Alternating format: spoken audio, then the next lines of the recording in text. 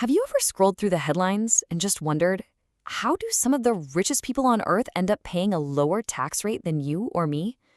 Well, let me tell you, it's not magic, and believe it or not, it's not illegal. It's a system, a financial playbook, really. And today, we're going to pull back the curtain on the core strategy they use. It's a fascinating three-step process, often called buy, borrow, die. And hey, that's not just some random internet headline.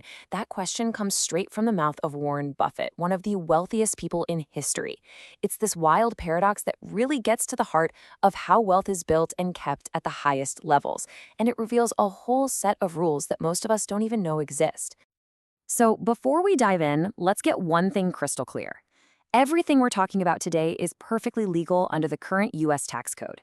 This isn't some guide to breaking the law. Nope. This is about understanding how the rules of the game are actually written and how they create two completely different financial realities. Okay, so it all starts with this fundamental split, this huge divide in how the tax code looks at money. It's about the money you earn versus the money you own. And if you can really get your head around this one single difference, you've basically found the key to this whole world. You see, most of us, we live over here on the left side of this screen. We get a paycheck from our job, and that income gets taxed right away, and it gets taxed heavily. We're talking up to 37%. But the wealthy, they focus their energy over on the right. They buy assets, stocks, real estate, entire businesses. And the growth on those assets, well, it gets taxed very, very differently.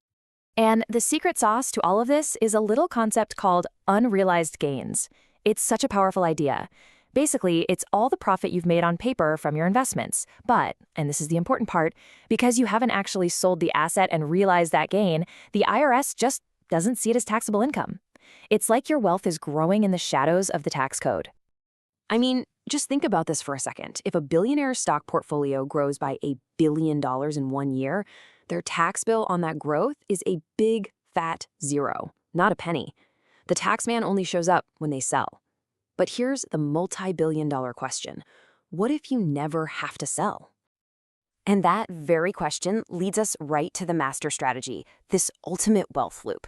It's a 3-part plan that sounds way too simple to be true, but believe me, it is the engine that powers tax-free wealth for generations. We call it buy, borrow, die. Let's break it down. So here's how the loop works. Step 1, you buy assets that you expect to grow in value over time. Step 2, and this is the genius move, instead of selling those assets to get cash to live on, you borrow against them using very low-interest loans. And then, step 3, die. Yeah, I know, but that's where the tax bill for all that growth just magically and legally gets wiped clean for your kids.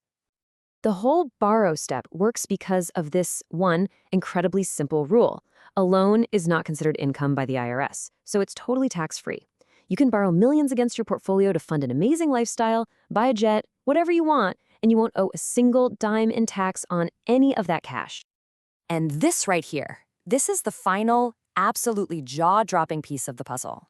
When the original owner passes away and their heirs inherit that portfolio, the IRS does something called a step-up in basis. It basically pretends the heir bought all those assets on the day they inherited them at the current market value. And all those decades of growth, all those unrealized gains, poof, they're gone. The tax bill just vanishes into thin air. And the buy, borrow, die loop isn't the only trick up their sleeve. With real estate, for example, there's another really powerful lever called depreciation. The IRS actually lets you claim a paper loss on your property every year, which can lower your taxable income, even while your property is actually going up in real-world value. It's just another way the system rewards owners. So we've seen the how, but the real question is why, right? I mean, why on earth is our tax system built like this? Well, it's not some accident or a glitch. It's a deliberate choice, and it's built on a very specific economic philosophy. When you boil it all down, the U.S. tax code is designed to incentivize one thing above almost anything else: ownership. It's built to encourage people to buy and hold assets, things that can create jobs, fund new ideas, and hopefully stimulate the economy. It rewards capital, not just your labor. And you can see this reward system all over the place. The money from your job, taxed at that high ordinary rate. But the profit you make from an asset you've owned for over a year, what they call a capital gain, is taxed at a much, much lower rate. The system is sending a super clear message. It's good to earn money, sure, but it's way better, tax-wise, to own things that make money. So the really crucial thing to realize is that you have to stop thinking about the tax code in terms of fairness, because honestly, that was never its main goal. It's a massive, complicated tool that's designed to encourage and discourage certain behaviors, and it overwhelmingly encourages long-term investing in ownership. Now, I know what you might be thinking. This all sounds like a strategy for the super yacht crowd, but the thinking behind it, the principles, can be understood and even applied by anyone. So let's pivot and talk about what all this means for you. So what can you actually do with this? Well, first, prioritize ownership, even if it's small. It could be a low-cost index fund in your retirement account, a little side hustle, or maybe someday a piece of real estate. Just own something. Second, start to shift your mindset from short-term paychecks to long-term wealth creation. And third, understand that not all debt is bad. Debt that you use to buy an asset like a mortgage, that's a whole different world from high-interest credit card debt. And that really is the key takeaway here. This isn't about having 9 figures in your bank account. It's about understanding the mindset. It's about seeing the rules that govern how wealth is really built and then applying those same ideas at your own scale to your own financial life. So I'll leave you with a question to think about. Now that you understand there are basically 2 different rule books, one for the money you earn and another for the assets you own, which game have you been playing? Because just knowing the layout of the board, well, that's the first and most powerful step to making your next move.